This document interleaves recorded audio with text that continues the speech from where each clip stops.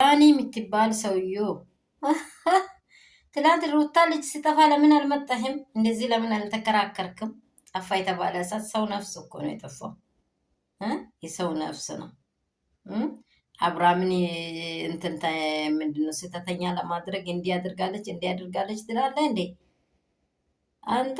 እውነትም ሜሪ ደግሞ ልክን እየነገረች ነው። ታውቃለች አብራችሁ ምን እንደምታደርጉ አብረ ምን እንደምትሰራ። አንተ ስትመጣ ምንም አይጣፍጥም። የምር ነው የምልህ። አንተ ትክክለኛ እባብ እንደሆንክ እናውቀዋለን። ለምን እንዴት ትሆናለህ? አስመስላይ እንደዚህ ያለ ነገር መጠቀም ለምን ፈለግ? በዚች እኔ በሽቃላ ውስጥ እንዴት ነው ሳልገባው የሚቀረው ብለህ ልትሸቅል ኤርሜላ ጋር ትሄድና ደግሞ ኤርሜላን አንዴ ታላጥፋለህ። ሁለተኛ ደግሞ መታይ ሩታን ልጇን ሳይጠፋ አብርሃም እንደምን ትጎጂያለሽ ትላለህ። ደግሞ ለአብርሃም ደግሞ ከኤፍሬም በልጣለሁ ትላለህ። ኧረ በስመ አብ። አፍ ያለ ቄፍ ይቆላል የሚባለው እንዳንተ ያለ ነው። አፍ ያለ ጤፍ ይቆላል። ጤፍ አይቆላም መቼሳ። አፍ ላይ ያለው ደግሞ በጣም አፉ ምላሱ በቃ ምን ያለ ሰው ደግሞ ጤፍ ይቆላል።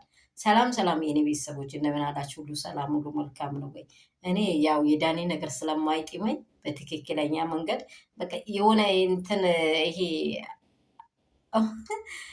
ወተት ላይ የሚገባ ዝንቤል ለማለ አለ አይደል? ትንሽ ጥልቅ ይልና ወጣ ይላል። አየሩ ያዝ የሚደረግ ከሆነ ጥልቅ ብሎ ወጣ ይላል። ጥልቅ ብሎ ወጣ ይላል። ግን ራሱን ሰጥቶ በሆነ ነገር ላይ ተከራክሮ አያውቅም።